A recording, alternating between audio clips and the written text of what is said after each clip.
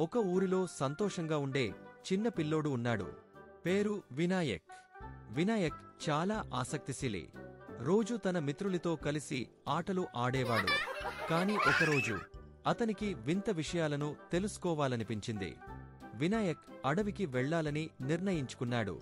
అక్కడి పశు పక్షులతో మాట్లాడాలని అనుకున్నాడు. అడవి చాలా పెద్దది. అందమైన పచ్చటి చెట్లు, పక్షుల శబ్దాలు. అడవి మధ్యలో ఒక పెద్ద పచ్చని చెట్టుపైన ఓ తెలివైన పాము గుడ్డు కాపాడుతున్న బుజ్జి గుడ్లగుబ కనిపించింది. వినాయక్ ఆ గుడ్లగుబను అడిగాడు, మీకు ఇన్ని విషయాలు ఎక్కడ నుండి తెలుసు?